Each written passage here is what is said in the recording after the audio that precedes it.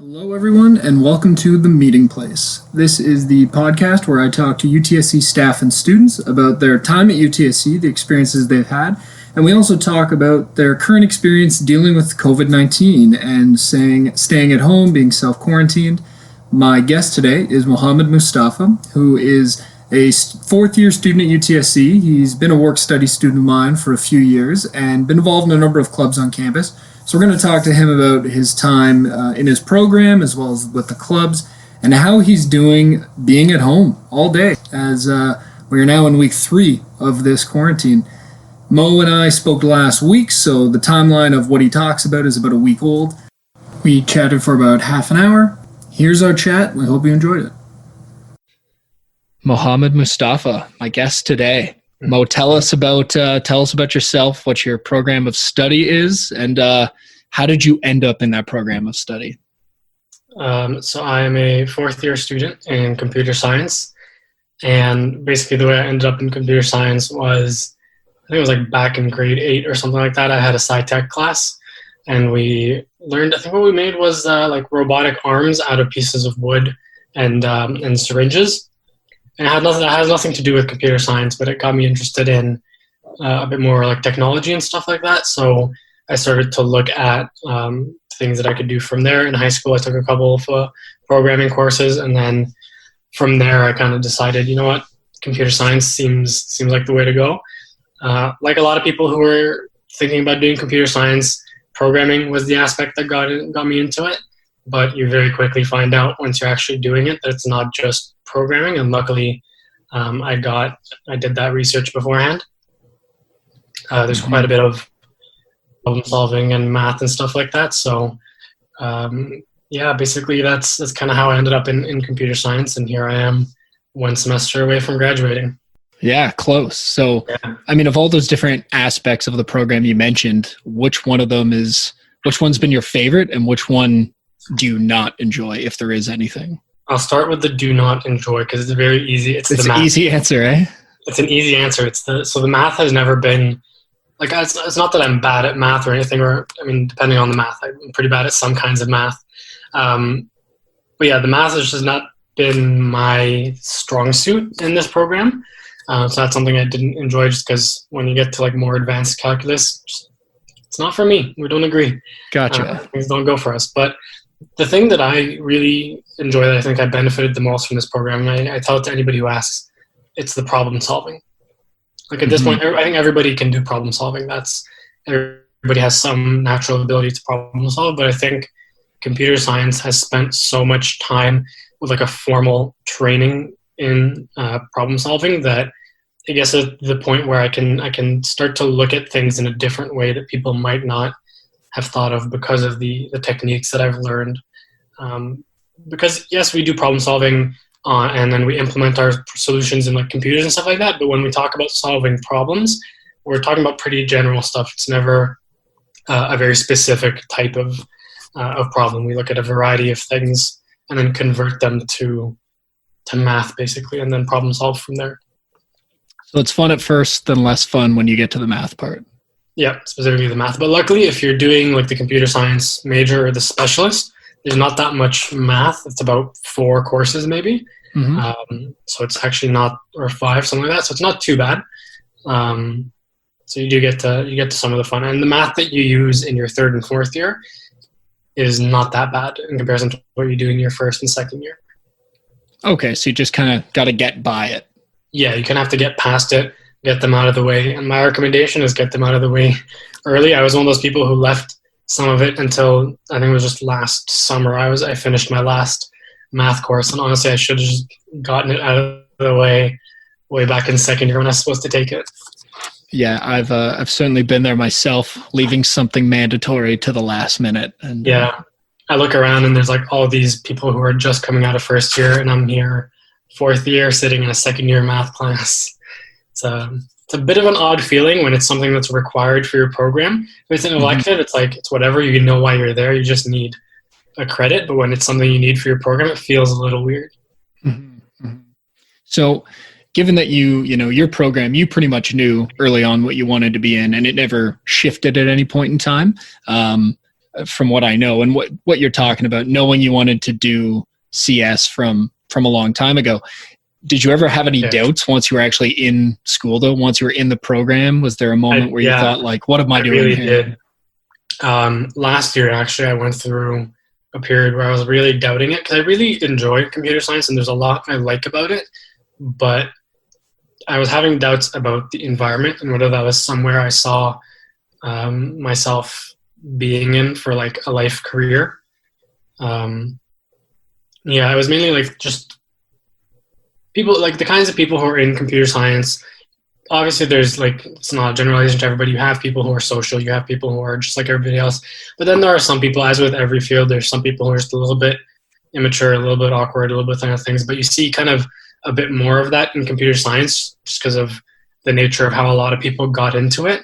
A lot of people, their inspiration is like games or coding or something like that, and it's stuff that they were doing alone. So when they get into university and they realize you have to work with groups, it's a little bit different for them. So last year I had some doubts. I was like, well, do I want to be in this for like the rest of my life with these like with this kind of environment? Because it's kind of, some people do make it a little competitive, like, oh, do you have this internship or do you know this, or do you have these projects? And just like, man, I don't know if I can do that. But at some point things came back around and I started to kind of appreciate why I was in the program in the first place, and I started to take more specific courses that were things that I enjoyed more. And so then I was feeling pretty okay about it at that point. Oh, that's good. Yeah. So, I know that you in particular have done a lot of things outside of just regular classroom work, being a TA and all your extracurriculars. How did that kind of happen for you? Was it a pointed thing where you thought like, I want to do this to, either build up my resume or to get paid to be a TA, or were they kind of organic? Some of it organic, some of it kind of with a purpose. A lot of it started this kind of momentum in grade 12. So while I was in high school, I really wasn't that social in high school. I had gone to a middle school where all the people in my middle school, they went to a different high school, and I had moved just before high school, so I had to go to a different one. So I really didn't know anybody. So for a while, I was kind of not very social with a small group of friends that I made. And then sometime around grade 11, grade 12, I decided that that's not how I wanted things to be, and I wanted to start being a bit more active and participating more. So I started participating more in like sports teams and clubs in high school and stuff like that. So riding that momentum coming into university, I didn't want to waste the first several years getting used to it, because again, I'm one of the only people from my high school who's come to UTSC. So I didn't want to spend the next several years getting used to it, and then only in my third or fourth year start to take these opportunities. So I made a point coming in that I would try things, and I really wouldn't say no to something unless there was like a serious reason for it. So I remember the very first thing that I joined was AMAX, the Association of Math and Computer Science Students. And that was September. I did my interview and I joined September 6th of 2016. I remember the day exactly because I saw them at orientation and I decided they have a position. I'm going to go for that. Like I'm not going to psych myself out of anything. I'm just going to go for it. So from there, being in a DSA, you start to kind of work with other organizations on campus or other departments. So as opportunities kind of came up from there, I started volunteering myself for them or saying, yeah, I'd be interested in doing that. So one of the first things that I did outside of AMAX was the Makerspace did this sustainability maker challenge back in 2017 over the reading week. Yep. And it was a 10-day or a week-long like hackathon type deal, but kind of stretched out and you have more time to work on it. More interdisciplinary. So that was the first thing that I got to work on, those kind of other departments working together and things like that. So after doing that, kind of my confidence came up. So if I saw opportunities that looked interesting, I started to kind of just go for it. Because the worst that could happen is I didn't get it. But there is so much more to be gained from trying. And then if I did get it, there was a lot more that I could do. Mm-hmm. That was a lot of the club stuff. It was just mainly like, I don't want to spend time thinking I should have started earlier, and I just went for it regardless of what happened. And then the TAing came around. That was more with a point. When I learned that you could in computer science and math start TAing really as soon as your second year, I started to kind of try and get a position. So remember what I did actually was that the summer after my first year, summer 2017, when I started working with you actually, I was doing these weekly study groups for a A-level computer science course. And it was kind of like a tutorial, but a bit more informal. And so I started doing these, and then the professor who was teaching the course at the time was interested in how that was going and the attendance numbers. So I would share some of that with him, and it seemed like a good percentage of the students, like 10 to 12% of the class that summer, was regularly coming to these sessions.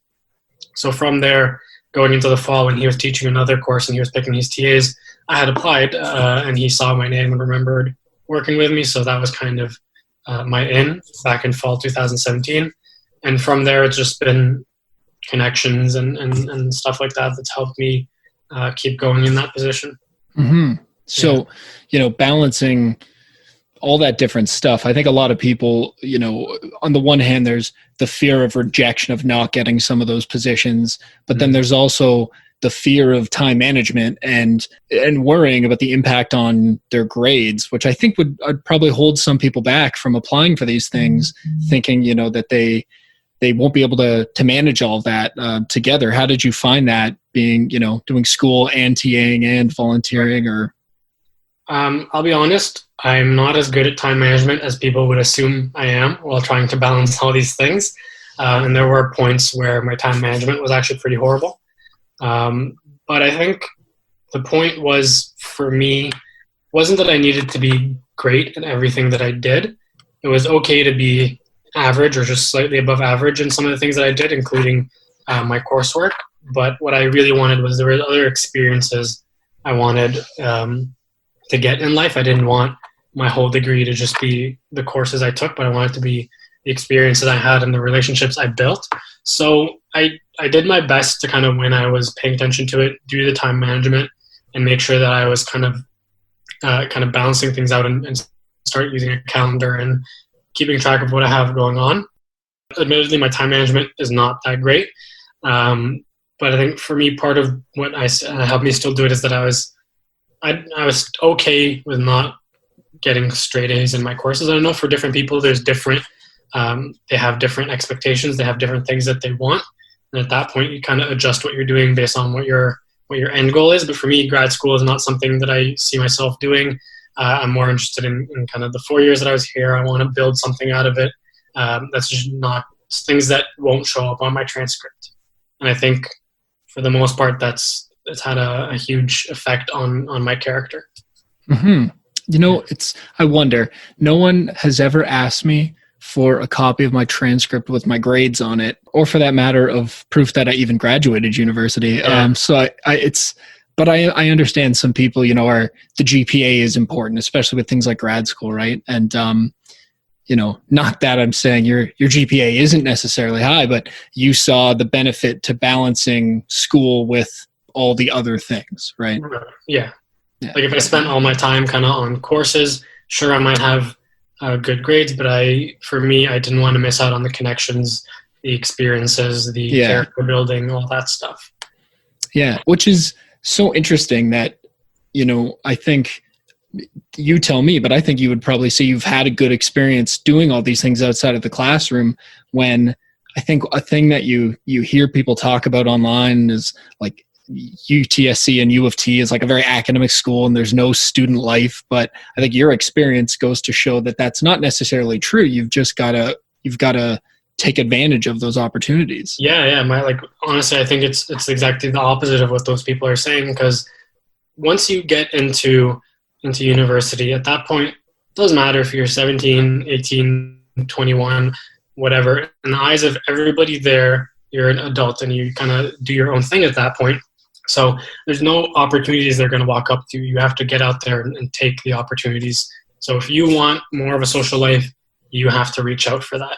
And I understand for different people, that's that's maybe something that they're not able to do, or they're struggling with it, and that's completely fine. But I think to generalize and say that UTSC doesn't have a lot going on outside academics or UFT as a whole, I think is really not true. Because I've seen, if you go out there and you participate, there's really so much stuff that you can do outside. Mm-hmm. Like so many clubs. You can go and get involved with a club. You can get involved with the farmers market or the campus garden, or so many other things. Get involved with professors, work on projects that the departments are doing, get involved in the makerspace.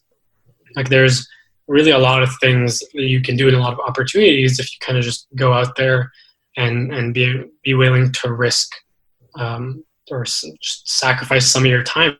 Really is all you have to give in order to go and find the things that make the experience worth it for you.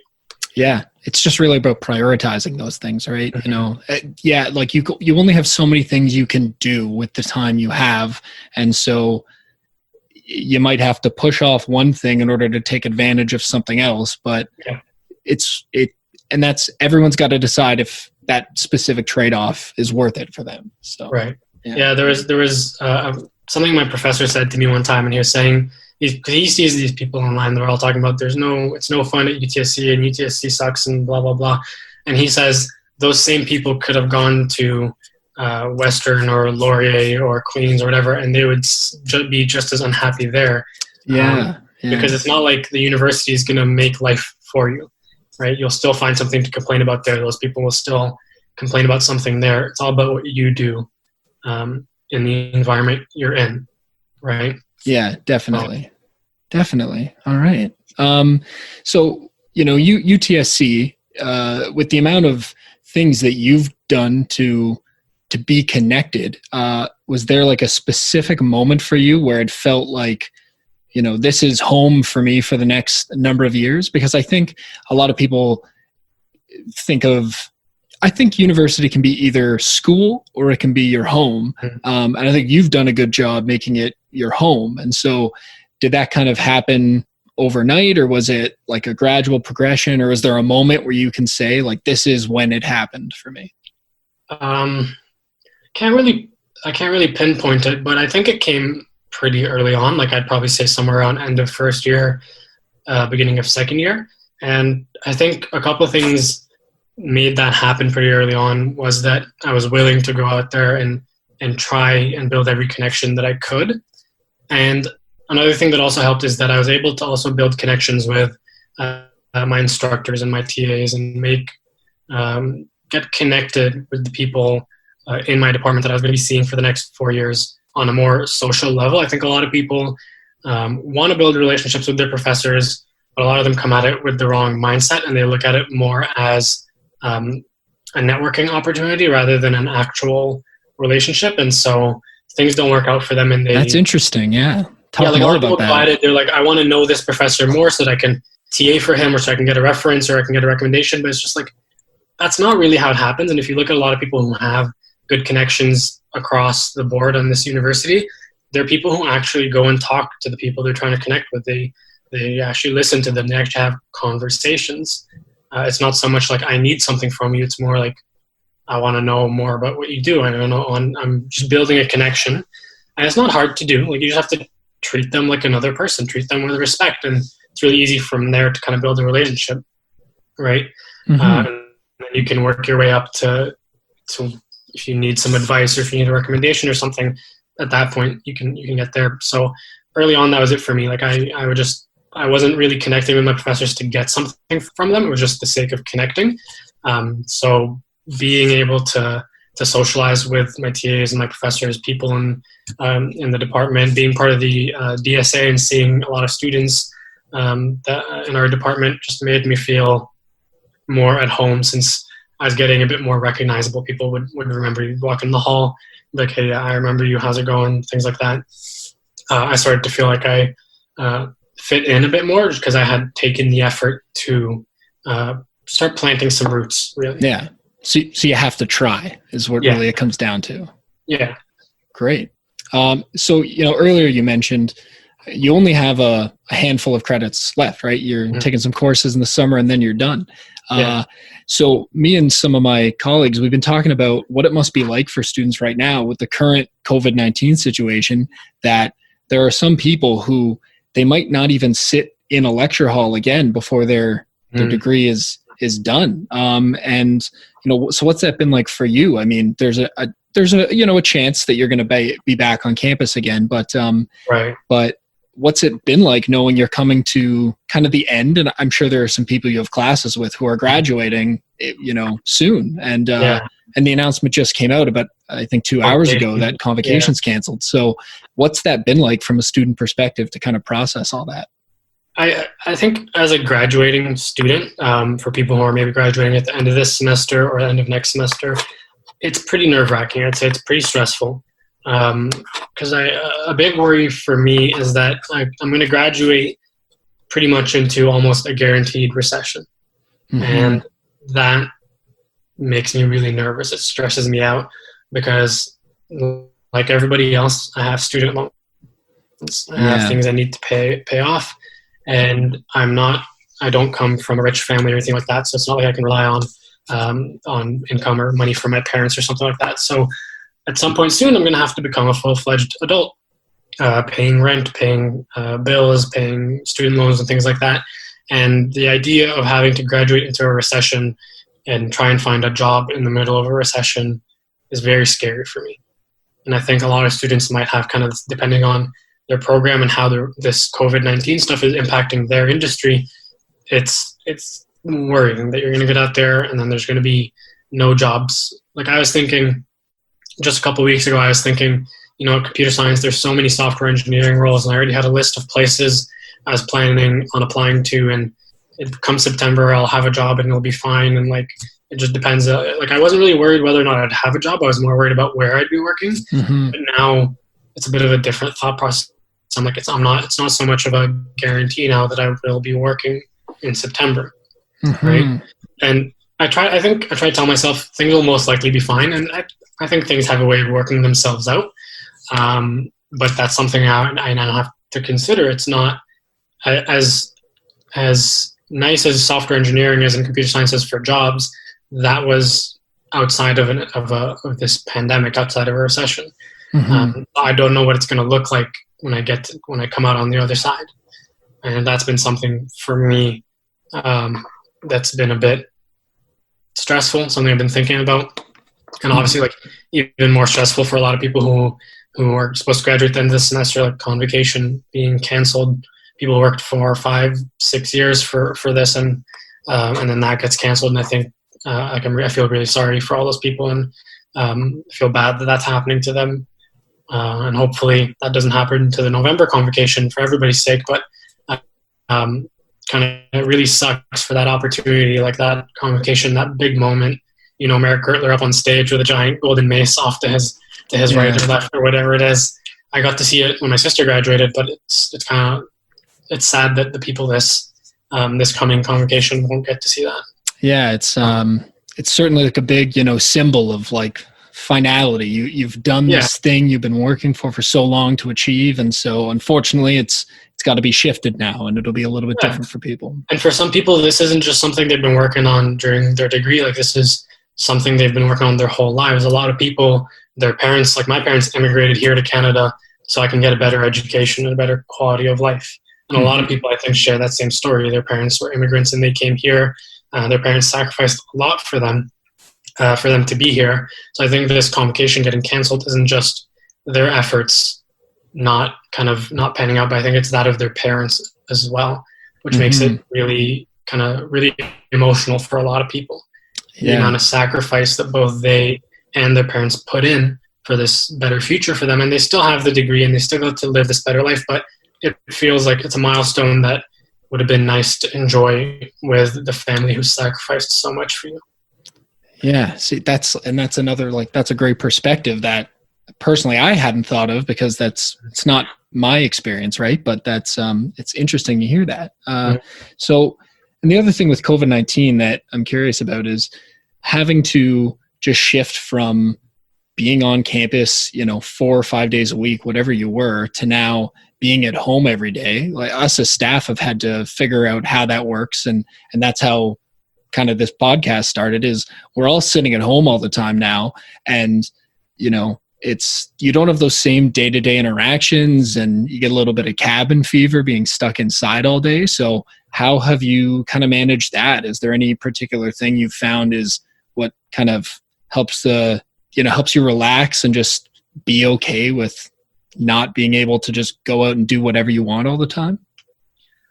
I think, yeah, I've been doing a couple of things. Honestly, like when this whole thing started, part of it, like I think a couple other students can agree I'm just as behind on my coursework as I was before the self-isolation. So some things don't change. Some things really don't change, and thankfully for me, a lot of my courses and stuff, material still works out just fine online, and I really got to thank all the professors who have made an effort to make it a seamless transition, as well as all the TAs who now have to do this, because I myself as a TA have to figure out now how to take these tutorials, which are meant to be a bit more kind of an interactive opportunity outside of lecture, and now put them online. And there's a lot of great tools, but it still doesn't, as much as the teaching aspect still feels kind of similar, and in some ways actually teaching over Quarkus is actually a little nicer in terms of the tools that you can use. It's the interaction that's kind of missing. It's not the same as the face-to-face interaction, and so I really gotta kind of give it out there, say thanks to everybody who's like making an effort and really doing their best to do the best in this situation. One thing that's like I've been kind of trying to keep myself busy this entire time, working on my coursework. I've been started actually working on my own website, which I told myself I would work on 2 years ago. And for all the computer science students out there, you all know that a website is basically your online resume. So I'm pretty late to the game, but I'm making some good work on it. And I've just been trying to keep myself busy the entire time. I've been trying out recipes now that I'm home all the time. I'm making pancakes from scratch like every other morning. It's great. They're delicious. That is nice. I've been getting a big advantage. My morning routine is just great now because I can do everything I need, all my skincare, all my hair care, brush my teeth, floss, all that stuff. I have time for all of it. But the hard part for me has been, and I think for a lot of people, is kind of, you wake up in the morning, you're a little groggy, you kind of get out of bed and you think like, okay, time to start the day. And then it hits you like the rest of the day is going to be at home. I'm not really going anywhere. Like I might go do some errands, but you kind of, when you first wake up, you kind of forget that it's all happening. And then you remember, you're like, yeah, no, I'm in my house for the rest of the day. And you kind of start to think like, is this actually happening? Like this doesn't really feel that real. And so you have to kind of come to terms with that first thing in the morning and then find things to do throughout the rest of the day. If you're lucky enough, Netflix has there's enough unwatched stuff on Netflix that you still haven't gone to that you can go and binge. If you're like me, you've already watched a bunch of your favorite shows, and so you just don't go on Netflix right now. Unless I've rewatched the same comedy stand-up specials like 5 times at this point. I can't. And we're not even 2 weeks into this thing. Yeah, we're not even 2 weeks, and they're saying this could go until August. I don't know what I'll do. Yeah. So I was sewing. I showed you the picture of the Student Life face mask. I'm glad our shirts can have a use for those who are done their office hours. Yeah, the inside is actually it's a UFT intramurals shirt as well. And then I just have hairbands. These are just not even actual elastics, it's just hairbands. So you're getting creative. I'm getting creative. Anybody who has anything at home they can use, make these instead of buying the ones that the medical professionals need. Let the materials go to them. They're short on materials. We don't need these masks to the same extent. So just use what you got at home and just stay home. So that's something that I've been doing. But every once in a while, it kind of pops into my head like, what's it going to be like going back to campus after this if I get that opportunity? Because it's different when you know that you're going to be leaving campus for an extended time, but then when it's all of a sudden campus is like closed most of the time now and you're not supposed to go back, it's like, yeah, there's no end to it. Yeah, like what's it going to feel like when I go back and all the people I haven't seen in so long because of this self-isolation? Like what's that feel like? And that's something that I think about every couple of days. Like I know things will get back to normal, whatever normal looks like, and most likely it's not going to be a drastic change, but I'm just wondering like, what's that? At the moment, it's hard to comprehend things going back to how they were. Something has to be different afterwards. So that's some of the stuff that I think about as I'm sitting here in my 4 walls all day. Well, all your family's safe and good? Yeah, they're all good. Actually, my mom brought the dog over today and stayed and spent some time with me, so that was great. He's He's a little Yorkie poo. He's about the size. Scale doesn't really work well on this. He's about the size of like a nice big loaf of bread. Okay, nice little dog. So, spent some time with him. He was really nice to spend some time with. I hope everybody who's quarantining, like, if you got pets, I'm so jealous. Yep, I was talking to Rebecca yesterday, and she's got a brand new puppy. It's like 3 months old, and she's having a great time. My mom and my sister, they're at home with the puppy. He's still under a year, and there's a cat as well. And it's just like, wow, you guys are living the life. Living the life, yeah. Right? And all you've got to console you is Netflix. That's as good a life as you can live. Yes, definitely. Right? Well, I'm over here. My hands are cracking. They can't take all the hand washing anymore. Yeah. Honestly, yeah. I'm it's motioning every 10 minutes. Good you're being vigilant, though. Yeah.